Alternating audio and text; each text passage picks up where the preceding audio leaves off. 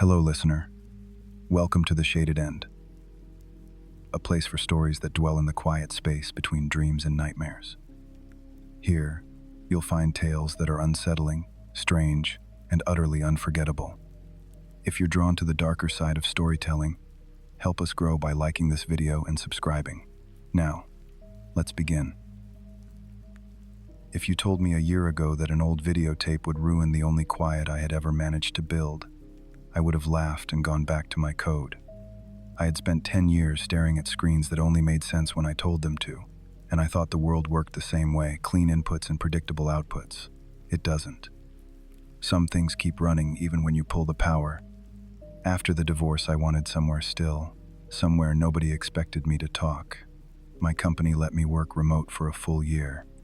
I told them I was going to renovate a house outside the city and send my updates once a week. That was true enough. I searched for cheap houses in quiet towns and found one outside Renfield, Pennsylvania. The listing called it the Harlow property. The photos were dull and gray, the paint flaking, the porch leaning toward the trees, but the price looked like a typo. I signed the papers before I could change my mind. The drive took 6 hours. Rain started halfway through and followed me the rest of the way. The roads narrowed, the trees grew taller, and the radio lost its signal until all I had was static. By the time I saw the town sign that said, "Welcome to Renfield," the sky had turned the color of old steel. The main street looked like a movie set someone forgot to take down. A diner, a hardware store, a gas station with one working pump, and a pawn shop with a flickering open sign. The house sat a mile past the last streetlight, half hidden behind a line of pines. The porch sagged, the windows clouded, and the yard was full of damp leaves that stuck to my boots. When I opened the door, the hinges cried out and a breath of cold air came out to meet me. The smell was a mix of wood and wallpaper glue and something faintly sweet, like rain that never dried. The first week was just noise. I worked mornings on my computer, answering messages, fixing bugs, writing bits of code that blurred together. In the afternoons, I sanded floors, scraped wallpaper, and replaced cracked tiles in the kitchen. The tools filled the house with life. The whine of the sander, the steady tap of a hammer, the hum of the laptop fan mixing with the smell of sawdust. When I stopped, silence came back thick as dust, settling on everything until I could hear my own heartbeat. The days blurred together while I worked on the place. Mornings were bright and cold, sunlight cutting through the dusty air like water through smoke. I pulled up old carpet and found newspapers from the 80s pressed flat against the floorboards. Every time I peeled one up, the ink left ghost words behind. The headlines were small-town things, church fundraisers and missing pets, but they made the house feel older, like it had been waiting for someone to read its history out loud. When I needed a break from screens, I'd walk the property line. The backyard ran into woods, a thick line of trees that looked black after sunset. There were broken garden lights half buried in dirt and a swing frame with no seats. The chains tapped gently in the wind, soft but steady, and it took me a second to realize the sound matched the rhythm of my own steps. I told myself it was nothing, that sound plays tricks when you're alone. Still, I stopped walking. The chains stopped too. Nights were hardest. The quiet had weight. Sometimes I left the radio on just for company, but the signal would fade into static after a few songs. I started recording voice notes on my phone, reminders about work, what to fix next, even grocery lists. Listening back, my own voice sounded different in this house.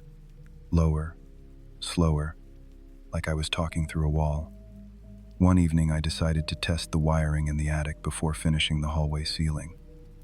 I remember climbing halfway up the ladder when the air above me turned colder, sharp enough that my breath showed. It felt like standing at the edge of an open freezer. I thought maybe there was another leak, or that the roof vent was stuck. I reached my hand into the dark and felt nothing but empty air and the faint vibration of wood cooling after the day's heat. When I climbed down, my phone flashlight flickered once and went out. The battery showed 70%. That night I sat in the living room with the TV dark in front of me, the remote heavy in my hand. The house creaked softly behind me. Every sound echoed off the walls like it had been there before I arrived. I caught my reflection in the screen. A a faint outline in the low light, and thought about the work still waiting upstairs. The half-finished wiring, the patch of ceiling I still needed to close. It was strange how easy it was to forget the noise of the city, how quickly you start hearing other kinds of noise instead. One afternoon while chasing a leak, I found the attic hatch. It was painted shut, edges fused by layers of white that had turned yellow with time. I cut the seam with a knife and pulled it open, and a cloud of dust drifted down. The air above was colder and dry enough to sting my throat. The space wasn't much: beams, insulation, and a few boxes collapsing into themselves. My flashlight caught an old toy, a rusted lamp, a single chair missing a leg. I was about to climb down when I saw one box still closed. The cardboard bent under my fingers and something inside rattled. Inside were 3 VHS tapes stacked side by side, black plastic dulled with grime. Each had a white label written in careful marker: Christmas '97, Emily's 8th birthday, and Halloween 1999. I hadn't held a VHS in years. The handwriting was neat and patient, like someone believed these moments would always matter. That last date stayed in my head, 1999. The end of something. The last year before everything turned digital. I brought the tapes downstairs and left them on the counter. That night I looked up how to clean and play them safely. The internet kept cutting out, pages half loading before freezing. All I learned was not to rewind too fast and to keep magnets away. What I didn't have was a VCR. The next morning I drove back into town. Cobb's Pawn and Video sat between the diner and the hardware store. The bell over the door gave a tired ring. The man behind the counter looked up from a crossword. Thin, gray hair combed straight back, glasses that caught the light. I asked if he had a working player. He nodded once, disappeared into the back, and returned with an old Emerson model, yellowed at the edges. Said it still worked if I was patient, but sometimes picked up things it shouldn't. I thought he meant static, but when I mentioned finding the tape at the Harlow place, his face changed. He said he remembered that family, that their boxes of home movies had passed through his shop years ago. People brought them back, he said, because the sound was wrong, like somebody whispering under the noise. I paid cash, thanked him, and left. By the time I reached home, the light had gone flat and gray. The woods behind the house breathed in long waves of wind. I set the VCR under the TV, ran the cables, and slid in the Halloween tape. The player clicked, hummed, and the screen filled with snow. At first there was only static, the hiss low and steady. Then color bled in, porch lights, pavement, and the shaky voice of a boy saying the date. October 31st, 1999. 4 teenagers walked under streetlights, laughing and bumping shoulders, all with a mask, one with a plastic pumpkin. Their voices echoed off the houses. For a few minutes it was comforting. The sound of leaves under their shoes, the soft wind pushing wrappers down the curb. Then the camera turned toward the space between 2 houses, and someone was standing there. The figure was tall and still, shoulders bent, skin gray in patches like wet paper. When the streetlight hit its face, I saw that it wasn't smooth. The skin pulled too tight in some places and loose in others, as if it didn't belong. The eyes were deep hollows, the mouth open just enough to look wrong. The kids didn't notice. They kept walking and laughing, tossing candy. Each time the camera swung back, the figure was closer, half behind a tree, standing by a fence, never moving. The focus slipped every time it appeared. I told myself it was bad film, maybe fog, but my hands had started to sweat. The tape jumped. Now they were in the woods, flashlights shaking. Someone whispered about finding the old tree. The air on the recording sounded colder. Their laughter turned to nervous breathing. The camera caught glimpses of faces, pale in the beam, then tilted upward. For one clear second, the figure stood at the base of a tree, head tilted back as if listening to something above. Then the image bent, the sound cracked, and the picture went black. For a long moment there was only the hiss of the tape still spinning, then breathing, fast and uneven, and a noise like wind through a pipe. When it ended, the VCR motor kept humming, soft and steady, as if waiting for me to move. I didn't. The blue screen lit the room just enough to see dust floating in the air. I told myself it was a prank, someone's idea of a homemade horror short that ended badly. Still, the face stuck with me, the way the eyes never blinked, the way the wind outside matched the hiss exactly. I pressed stop, but the screen flickered once more before turning black. Upstairs, the house made its slow night noises, the stretch of wood, the tick of cooling pipes, but they sounded different now, heavier somehow. When I looked at the blank TV, my reflection seemed too dark around the edges, as if someone stood just out of frame. I told myself I would throw the tape away in the morning, but I didn't. I labeled it H99, watch again, and set it beside the player. Maybe I wanted proof I hadn't imagined it. Maybe I just wanted the sound of something other than silence. When I turned off the lights, the house settled around me, each beam and nail finding its place again. Somewhere inside the walls, under the hum of the VCR cooling, I thought I heard a faint hiss, steady and low, like a recording that hadn't stopped yet. The hum never left. It lived under every sound, a thin vibration that came through the walls like the house had swallowed the static from the tape and couldn't stop breathing it back. I told myself it was a loose wire or an old fan in the vents, but even with the power off, it stayed. Quiet, steady, waiting. Work became impossible.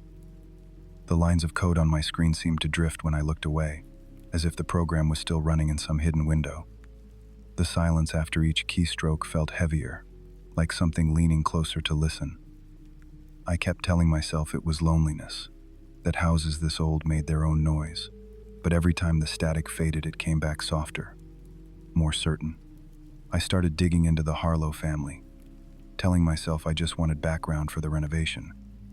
Their name filled the local records, property sales, school awards, and then a headline from 1999. 4 Renfield teens, missing after Halloween party. Evan Harlow Jr. was one of them. The article said the kids had been filming something that night, a short project for class, and that the tape was never recovered. I saved the image that came with it, a photo of the group around a bonfire. They were smiling, smoke curling up behind them. But in the dark between 2 trees, something stood. At first I thought it was shadow, but the longer I looked, the more it resembled a person. Tall and narrow, the limbs too long for its body. Curiosity won over caution. I ran the photo through a restoration tool I had built for work, an AI model that cleaned noise from old scans. As it processed, the shape sharpened until I could see the faint edge of a coat and what looked like a hat, the kind men wore in the 20s. The face stayed blurred, not hidden, just moving too fast for the frame to hold it. When I checked other photos, school events, parades, a Christmas card, the same figure was there, always near Evan, always slightly closer in each picture. The program froze halfway through the last render, and the laptop fan whined until I pulled the plug. That night I found a blog by a man named Daniel Rains, a paranormal investigator who had once written about the Renfield disappearances. His contact page still worked, so I sent him what I had, the photos and a short note about the house. He called within an hour. His voice was calm, older, the kind of tone that makes you want to believe him. He said he remembered the case, that locals used to whisper about a figure that appeared in family photos when tragedy followed the same line twice. He offered to visit, to take a proper look. I agreed without thinking. It felt like relief, having someone else who could hear me. Daniel arrived 3 days later in an old SUV packed with cameras and cases of wires. He shook my hand and walked the room slowly, listening more than talking. He asked where I'd found the tape. When I told him the attic, his eyes lifted toward the ceiling as if he'd expected that. He said the attic was often the place people tried to lock things away, that the elder Harlow had once brought a box of tapes to the pawn shop and begged the owner to keep them sealed. Cobb, the shopkeeper, had told him he'd thrown them out years ago. Daniel guessed one had found its way back. He didn't sound surprised. We cleared a wall in the living room and pinned the printed photos there, arranging them in order by date. It looked like an investigation board, thread replaced by tape and sticky notes. The shadowed figure appeared in nearly every image, first distant, then almost touching a shoulder. The pattern was undeniable. Daniel filled a notebook with sketches and times, while I enhanced the images frame by frame. Every adjustment made the lines sharper, the outline stronger, like attention itself was feeding it. The air in the room grew heavy, the temperature dropping without reason. At some point, the static hum returned, vibrating through the floorboards, matching the rhythm of our breathing. We spent days chasing clues. Daniel visited the library, spoke with old locals who remembered the searches. One woman, a retired teacher, said Evan's father used to talk about hearing film reels turning at night, even after the projector was gone. He'd said the noise meant it was close again. When Daniel repeated that story back to me, something inside the house creaked hard enough to shake dust from the ceiling. Neither of us moved. After that, we started keeping lights on in every room. Sleep came in short bursts. My renovation plans sat untouched while I spent hours cross-referencing dates and addresses, trying to make a pattern that would explain why this thing always found the same family. The woods behind the property drew us next. We followed the old path until the trees thinned and found the clearing from the end of the tape. The same tree stood there, bark blackened at the base as if lightning had struck it long ago. Around it lay pieces of wax, candle stubs half buried in leaves, and bits of melted plastic. Daniel crouched to take pictures. I kept my distance, the air around the tree colder than the rest of the forest. When we checked the photos later that night, a faint blur stood behind me, taller than the trunk, slightly leaning as though listening through the lens. Back home, we turned the living room into a lab. Photos, maps, printouts, recordings, all of it pinned to the walls. The more information we added, the less sense it made. Threads of time overlapped. The same shadow shape appeared in a wedding photo from 1973, a school portrait from 1954, even a grainy picture from a county fair before the Harlows ever lived here. Daniel whispered that it wasn't haunting the family. It was hunting for one. A host, he called it. Something that needed to be seen to exist. He said the father might have realized that and tried to pass the tapes away, hoping whoever watched them next would carry it off. The deeper we went, the stranger the house felt. Doors we'd left open were closed. The static tone came from different walls each night. Once, while reviewing footage, Daniel froze the video and asked if I'd moved a frame of the film. I hadn't. The shadow in that image was facing us now, head tilted, brim of the hat clear against the light. We didn't talk for a while after that. I kept hearing the faint click of a camera shutter somewhere in the house. Even when every lens was capped, the sound reminded me of breathing. Our friendship grew from the fear. We worked side by side, finishing each other's notes, eating cold takeout while watching hours of footage. Daniel said he hadn't felt this alive in years. I knew what he meant, though I couldn't admit that the excitement scared me. It was as if the investigation itself had become a signal, calling the thing closer.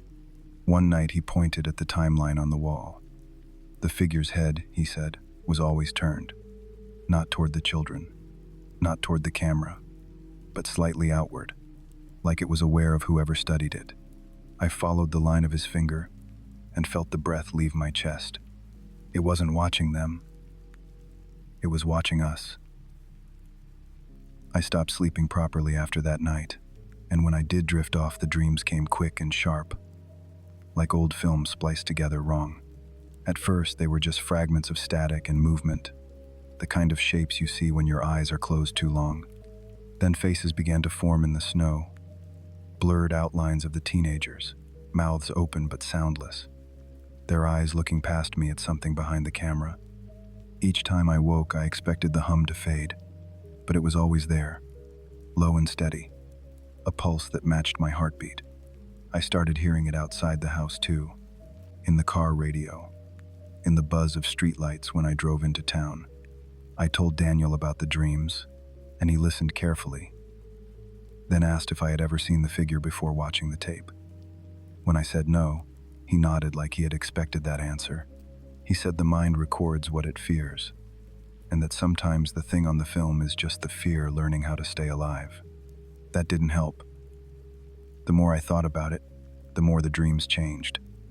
Now I was standing in the woods from the video, the flashlight shaking in my hand, and somewhere in the dark something moved with the same rhythm I breathed.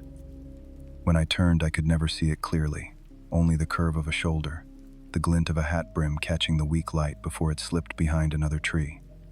I started keeping the lights on at night, working until dawn, and my code became a mess of half-finished lines, each file named after the same date, October 31st, 1999. I didn't remember doing that. Daniel noticed the change before I did. He said I looked pale, that my eyes kept darting to corners. We set up another camera in the bedroom to prove nothing was there. The next morning, the footage showed me sitting up around 3 a.m, staring straight at the lens for 5 full minutes. I didn't remember waking. The frame behind me flickered once, just a shadow crossing the wall, and the camera froze. When the image came back, I was lying down again, eyes closed, but a thin line of static shimmered where my reflection should have been. Daniel wanted to stop for a few days, to clear our heads, and I agreed. But the moment he packed his gear, the house felt wrong, like the walls were listening harder now that he was leaving. That night, alone again, I dreamed of the attic.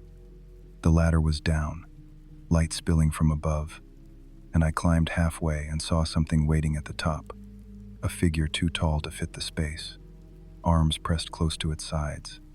It didn't move, but the air around it pulsed, slow and heavy, in time with the hum that never stopped. When I woke, I could still smell the dust from the attic boards and feel the cold against my skin. For the first time, I realized I wasn't afraid of what it was. I was afraid of why it had chosen me. We sat there for a long time, surrounded by the quiet hum of machines cooling down. Outside, the wind pushed through the trees in slow waves. The photos on the wall shivered as if touched by air we couldn't feel. Daniel said softly that he thought he understood it now. Attention was the invitation. Every time we enhanced the images, every time we spoke its name, we were giving it shape again. I looked toward the window.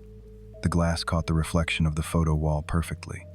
Between the overlapping images, there was another shape, faint, standing among them, taller than either of us, its hat cutting a thin line across the dark. The reflection faded when the light blinked, and for a few seconds neither of us moved.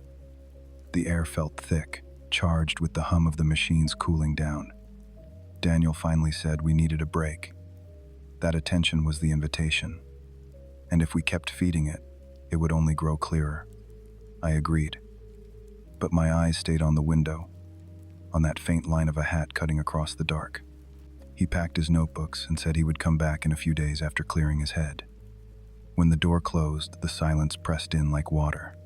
I sat there for a long time, watching the shadows shift on the wall, waiting for the hum to fade. It didn't. The days without Daniel stretched thin. I tried to work, but the screen shimmered with faint static even when nothing was open. At night, I heard footsteps in the hallway, light, slow, measured, stopping when I sat up. Once the reflection on the TV showed a tall blur passing behind me, though the room was still. When Daniel returned 3 days later, he looked both tired and bright, his eyes restless, his voice too calm. He said he had gone back to the pawn shop and that Cobb had finally told him everything. Cobb had kept the tapes locked away because the elder Harlow begged him to. The man believed his son's disappearance started the night he filmed that figure. Cobb had tried to destroy one, but it refused to burn, the plastic bubbling while the image stayed sharp until the fire died. Daniel repeated the story quietly, almost afraid of hearing himself say it. I felt the room cool around us. We turned toward the television, and for a second I could have sworn it breathed. We played the tape again, slower this time, pausing every few seconds. The air grew heavy, thick enough to feel. Daniel leaned closer, tracing shapes on the screen, saying the figure's head had turned since the last viewing. I didn't believe him until I saw it. The blur wasn't just shadow anymore. It had weight, the faint glint of light where eyes should have been. The sight made my throat tighten. I switched the player off. The blue glow lingered, outlining our faces like ghosts waiting for another frame. The hum thickened until it filled the room. The television flickered from blue to black and back again, trembling like it wanted to break through. Daniel said my name, voice low and warning. But before he reached the power cord, every light in the house flashed white. For a breath, the screen showed motion.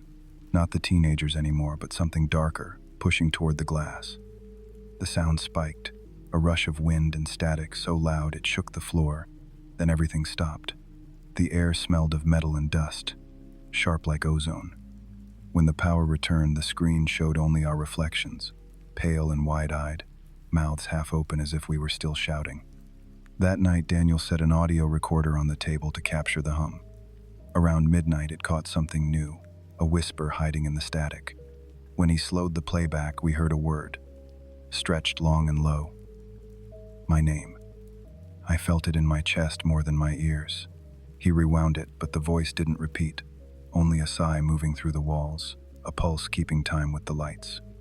We left the recorder running and sat in silence until dawn, afraid to play it again. Over the next days, the house changed. The mirrors felt slower, the hum louder.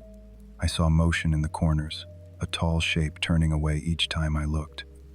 Daniel filled pages with sketches of the figure, each clearer than the last, lines shaking but precise. He said mapping it might end it. Sometimes I woke to the sound of his pencil scraping, steady and rhythmic, like footsteps above us. We returned to the woods, searching for something physical, a piece of truth. The forest was silent, air heavy and cold. The tree still stood, bark blackened like old stone. Near its base, we found carvings burned into the wood, EH, and beneath them a date. Daniel said the father must have marked the place where it began. He touched the carving, then froze. He said it was warm. I pressed my hand beside his. It was. The drive back was slow. Fog rolled in, thick and white, erasing the road. The world outside looked blank, soundless, like we were moving through static. Daniel glanced at the mirror and whispered that the lights behind us were too far apart. A minute later, the beams hit a figure in the road, tall and still. I slammed the brakes. The car skidded, tires screaming. When we stopped, the road was empty. The fog cleared as if it had never been. The radio whispered with soft static, rising and falling in time with our breath. The next morning, Daniel said he wanted to see where the Harlows had lived before this place. Cobb had mentioned the father ran a small repair shop on the edge of town, a few blocks from the old train yard. We drove there just before noon, the streets quiet, the air flat and gray. The shop's sign was still nailed above the door, letters faded but legible, Harlow Repairs. The front window was cracked and covered in dust from the inside. When we stepped in, the floorboards moaned under our weight. The smell hit first, oil and metal and something dry like old film. Tools still hung on the wall, each one spotless, as if they'd been cleaned recently. In the corner stood a workbench, covered in photographs. All of them were blank, white paper under cracked glass, but when the light shifted, faint outlines appeared, shapes that faded again before we could focus. Daniel found a ledger under the counter, dates running up to October 1999. The last entry was a single word written in thick black ink, returned. He turned the book toward me and the page felt warm, almost alive. We heard a sound from the back room, something small falling over. Daniel called out, but no answer came, only the echo of his voice bouncing through the walls. We pushed open the door and found a single chair facing an old television set, unplugged, screen-coated in dust. For a second, I thought I saw movement on the glass, a faint ripple like heat over pavement. Then it was gone.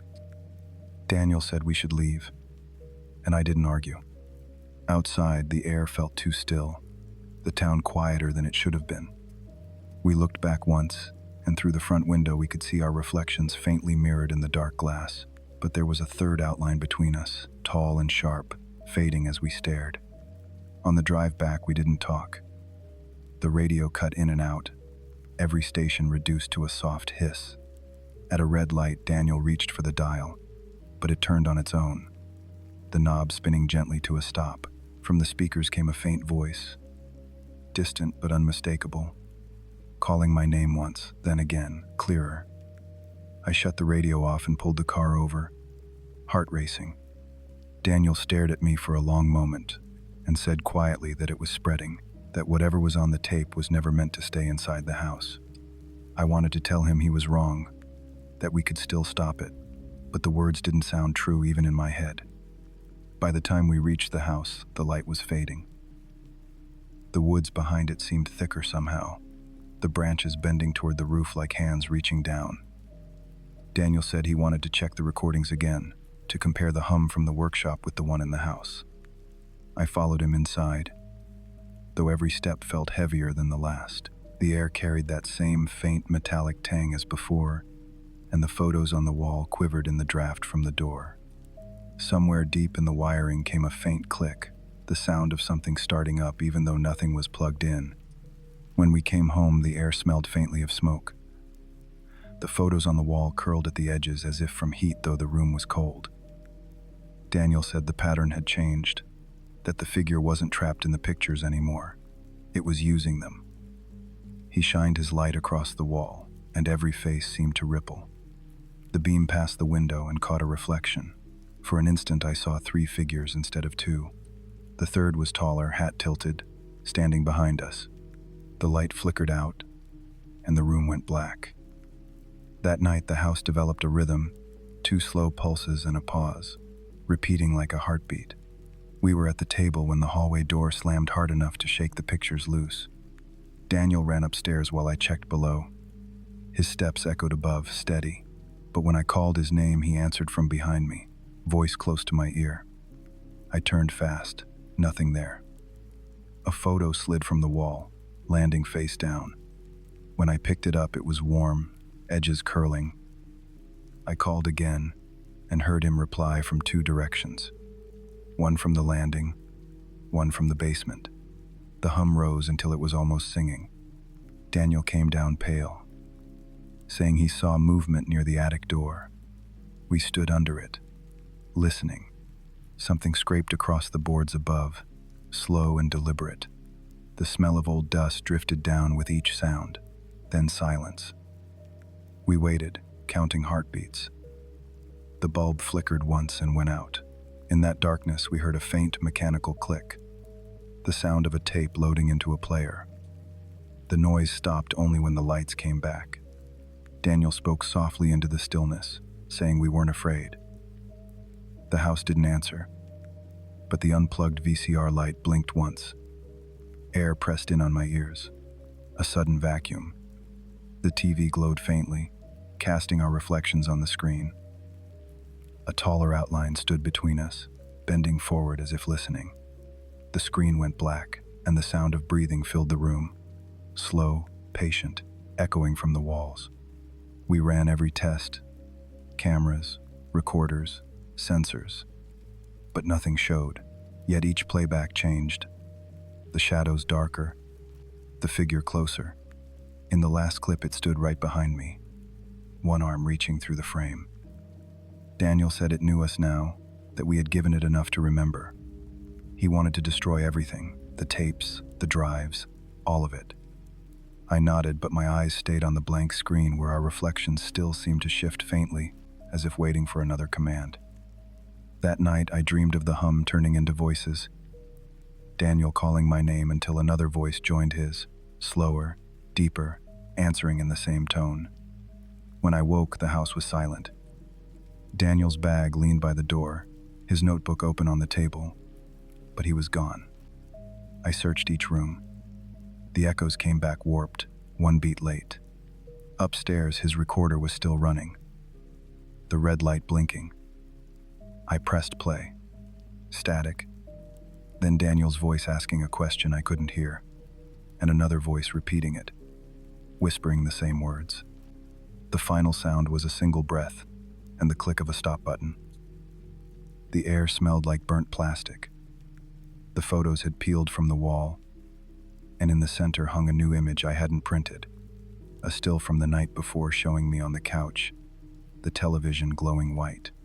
Behind me, almost touching my shoulder, the figure leaned close, its hat brushing the ceiling, its face hidden by the light.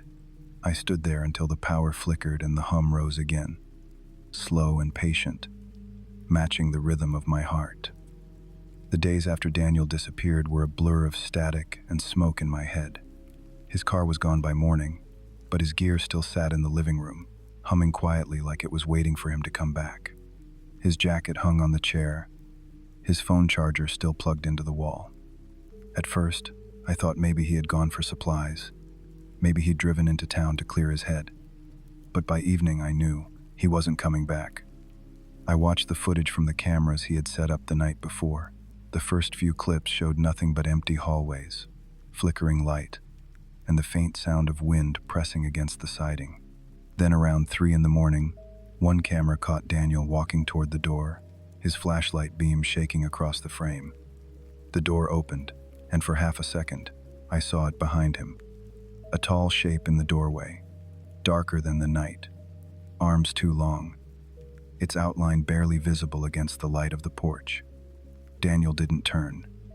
He just stepped out, and the door swung closed behind him. I ran the clip again and again, frame by frame.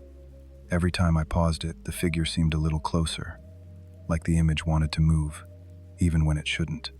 When I slowed the playback to almost nothing, I saw something I hadn't before.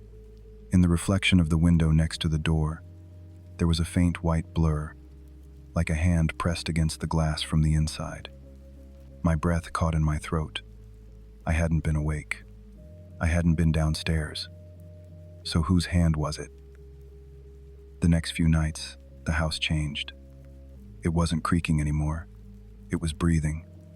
The floors swelled under my steps. The walls pulsed like they were holding air. I started sleeping in short bursts, the kind of sleep that feels more like drowning. Every time I woke, the first thing I saw was the ceiling fan spinning slow and uneven, and I could swear a shadow crossed the blades, even when the light was off. By the third night, the dreams had started again. They weren't dreams, not really. They were reruns. I was back in front of the TV, the Halloween tape playing on its own. Only now, it wasn't the teenagers walking down the street. It was Daniel. He was holding the camera, his breath loud in the mic, his light shaking against the trees. The figure was there too, waiting, its head tilted, the same impossible stillness. I tried to look away, but something held me in place, the way a hand grips the back of your neck when it wants you to see. When I woke up, the air in the house was thick with smoke, though there was no fire. My throat burned. I could hear the faint hum of the VCR, even though it wasn't plugged in. The screen was black, but faint lines moved across it like veins. I unplugged it, but the hum stayed. The next morning, I found tracks in the dust near the back door. Not boot prints, not animal tracks, just impressions, long and narrow, like someone had dragged their fingers through the dust while standing still. I followed them across the floor to the base of the stairs. They stopped there. But on the second step, I found something small. A button, old and black, the kind you'd see on a wool coat from decades ago. It smelled faintly of smoke. I packed what I could into a bag and told myself I was leaving. But something about the air outside felt wrong, like the trees were leaning closer. The wind sounded like a voice, too soft to understand. I locked the door and went back inside. I told myself it was just for the night. That night, the lights began to flicker one by one. First the kitchen, then the hallway, then the living room. When I stepped into the dark, I could hear something moving upstairs, slow and heavy, like boots dragging across the floor. I called Daniel's name without meaning to. The sound of my voice broke the silence in a way that felt like a mistake. The movement stopped. I couldn't take it anymore. I had to see what was left up there. My flashlight died the moment I touched the ladder, the bulb giving one final flicker before surrendering to the dark. I almost turned back, but something in me wanted to end it, to stop wondering what waited above me. In the shed behind the house, I found an old oil lantern, rusted at the top, its glass smeared with dust, but still filled halfway with thick black fuel that smelled like time itself. I lit it, the flame trembling to life with a soft hiss. and for the first time in weeks, the light felt warm instead of cold. When I climbed the steps, the air changed. It grew still, heavy, as if the house was holding its breath. The wood creaked under my feet, the small flame of the lantern swaying with every heartbeat. As my head rose above the floorboards, I saw it, the old TV glowing faintly in the far corner, the tape playing again. My voice was on the screen, my face pale in the flicker, and behind me in the frame stood something else, taller than me, unmoving, its head bent slightly as if studying the back of my neck. I froze. The lantern trembled in my hand, the light spilling across the rafters. The figure on the screen didn't move, but its shadow stretched long and thin across the floor, pointing straight toward me. I turned, my throat locked tight. But the space behind me was empty. I could hear the faint whir of the tape, the soft scratch of film running through old gears. My pulse pounded in my ears. I looked back to the screen again, and this time the figure was gone from the image. The attic filled with silence, thick and waiting. The smell of oil was stronger now, crawling into my lungs. The small flame flickered again, bending toward the corner. That was when I saw it. Not on the screen this time, but in the farthest corner of the attic, where the light barely reached. It stood half hidden behind the slant of the roof, tall and narrow, its hat brushing the beam, its arms hanging too low, fingers brushing the floor. The flame shuddered and bent toward it as if drawn by breath. I stumbled back, a sound tearing from my throat, something between a scream and a sob. The lantern slipped from my shaking hand, spinning once in the air before it hit the floor. For a moment, everything slowed, the glass breaking open, the oil spilling across the boards like liquid shadow. And then the world erupted. The fire came to life with a roar, the sudden heat so fierce it pushed the air from my lungs. Flames crawled up the walls, licking the rafters, feeding on the dry wood and dust that had been waiting for decades. The figure didn't move. It stood in the fire, its shape bending and twitching in the orange light. Its face, if it had one, seemed to shimmer, like smoke trapped under skin. I backed away, choking, the flames reaching higher, the room alive with sound, a deep rolling crackle that drowned out my thoughts. The only escape was the small window at the end of the attic, the one that looked out over the trees. I could feel the fire closing in behind me, the air turning to knives in my chest. I ran. The window was my only chance. The heat burned the back of my neck as I reached it. For a moment I turned, just enough to see the figure through the waves of flame, its hand reaching toward me. Slow and steady, the brim of its hat catching the light like a blade. I didn't think. I just threw myself forward. The glass exploded around me. The world turned into sound and air and fire. Then, nothing.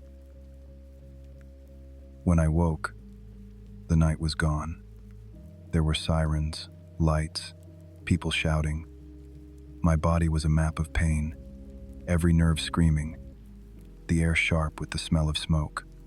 I felt hands on me, heard voices, the hiss of an oxygen mask being pressed over my mouth. Someone said I was lucky to be alive. Through the blur of flashing lights, I saw what was left of the house. It was nothing but black bones and smoke. The roof caved in, the walls still glowing red in the darkness. Water hissed where it met the fire, steam rising like ghosts. And then I saw it, standing perfectly still in the middle of the ruin, surrounded by drifting ash. The shape of the hat, the long arms, the impossible stillness. The smoke curled around its legs, but never touched it. I tried to lift my hand, to point, to make someone see, but my arm barely moved. The medics lifted me onto a stretcher, the world swaying around me. As they carried me toward the ambulance, my eyes stayed locked on the ruins. The figure hadn't moved. It just stood there, patient, watching. The light from the fire trucks painted its outline in red and white. For one long second, the wind shifted, and I thought I saw it tilt its head slightly to the side like it was curious. or maybe amused. They said later that I'd jumped just in time, that the flames reached the attic seconds after I went through the glass. They said no one else was found inside, that the fire was likely caused by old wiring. I nodded, but I knew better.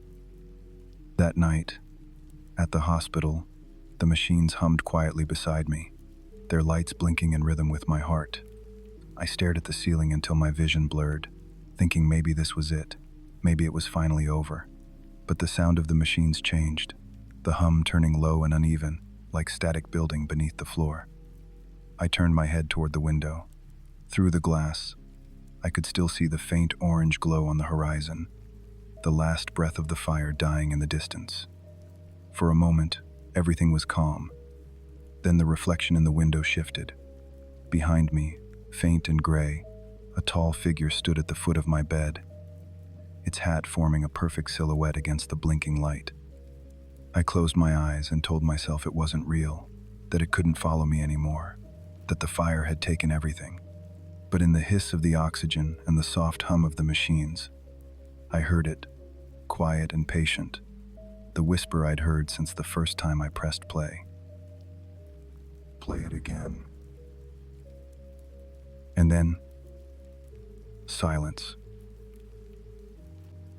Thank you for staying with us through the story, and if you enjoyed it, remember to like, share, and subscribe to The Shaded End. Your support helps us keep creating more dark and haunting tales. Until next time, stay safe, and don't look too long into the dark.